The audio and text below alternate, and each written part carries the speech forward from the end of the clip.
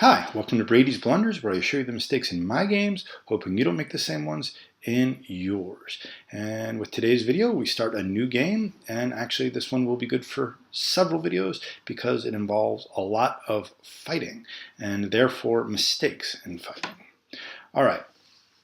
I'm playing white, and actually the fighting already started, and you can see that black has sacrificed a few stones here on the left-hand side, but has made pretty nice shape himself and approached my corner.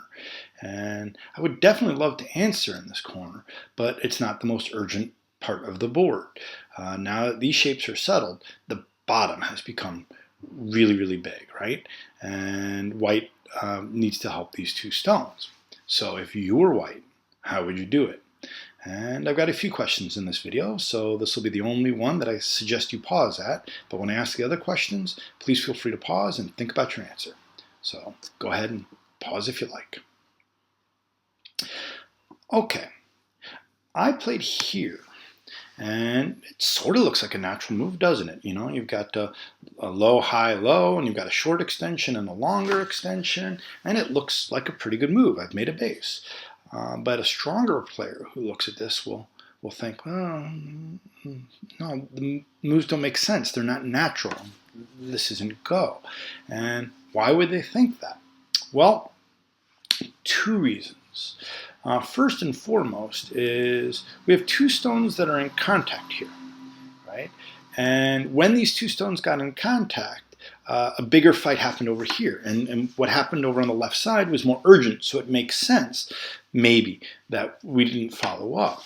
But when the fight on the left is done, now we can come back here and we have two stones in contact. And that generally becomes somewhat urgent. And the idea is that if you've got two stones in contact, whoever moves first has the advantage. All right? And whoever moves second is probably just answering. So that's one thing. And the second thing is that fighting over on the left has just made white really thick now. So white's happy and in good shape and has thickness.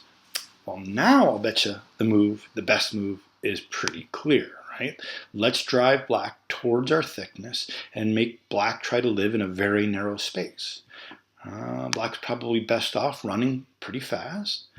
I would extend here, and then black would come here. You know, there's a chance that white can kill black right now with a move like this. I don't know that I would succeed at doing it, but it looks pretty terrifying as black. But I don't have any help on the outside yet, so maybe this would be too soon.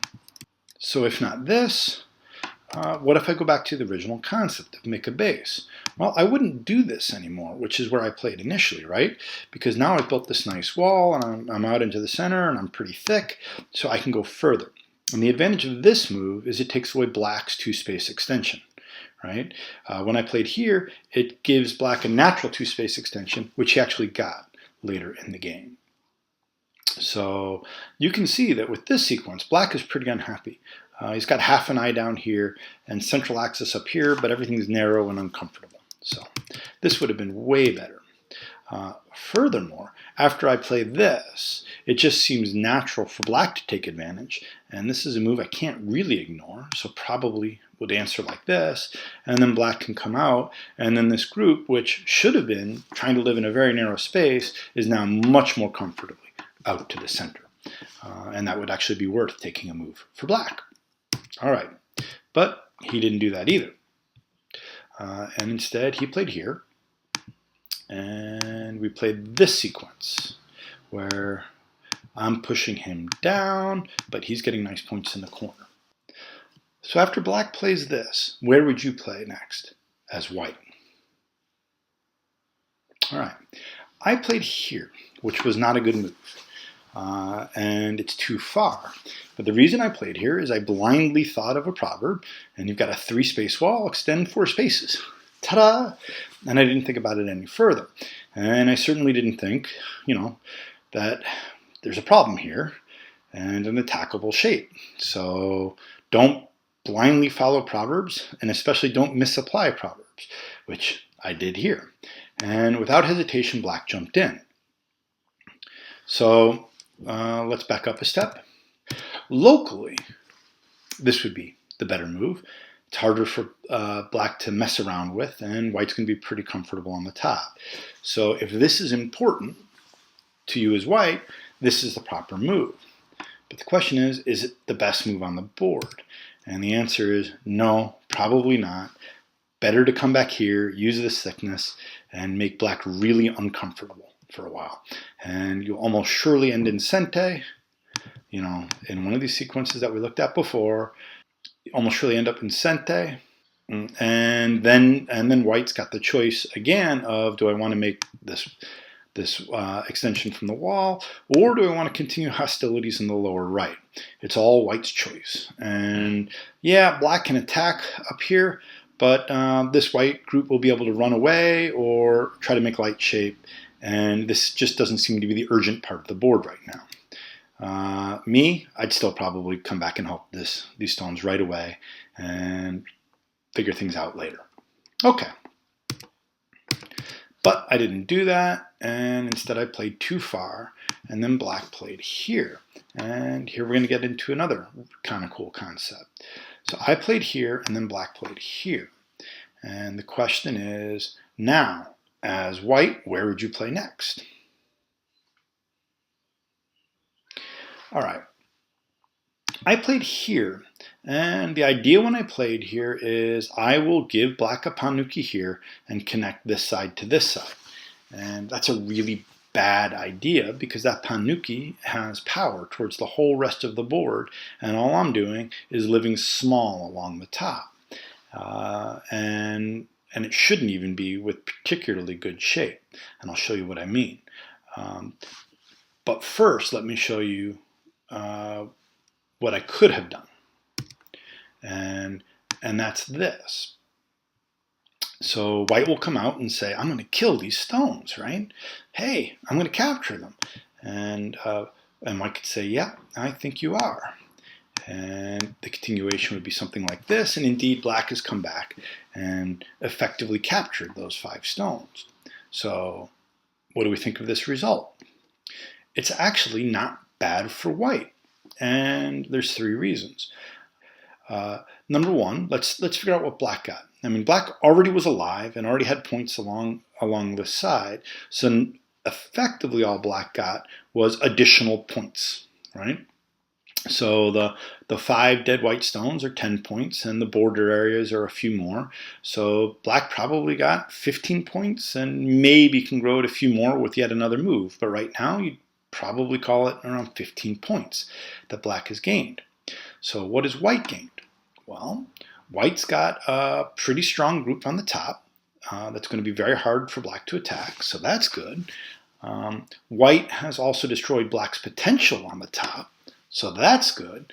And then, just as important, white has gotten sente out of the whole deal. So that's pretty reasonable too. But the concept that I really want to talk about here is giving up a burden.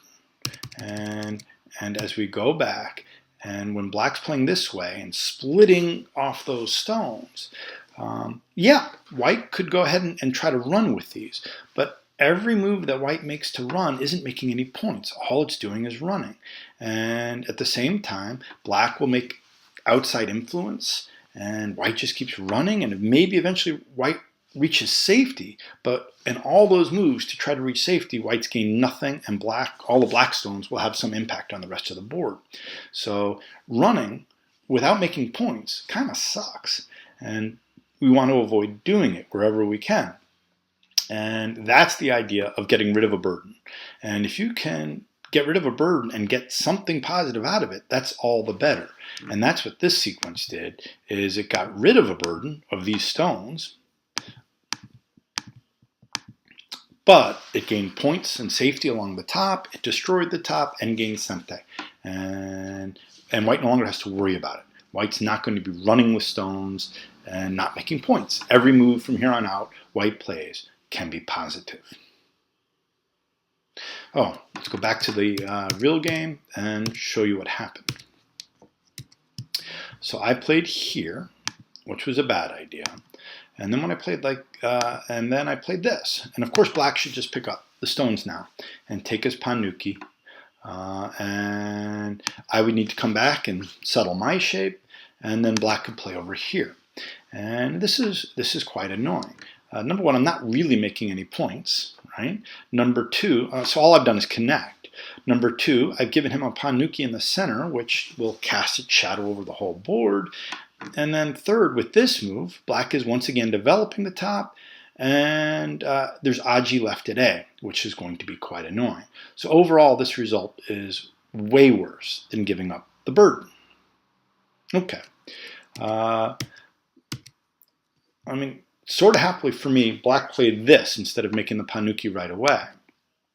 And then I was able to connect under, black picked up, and then I played here.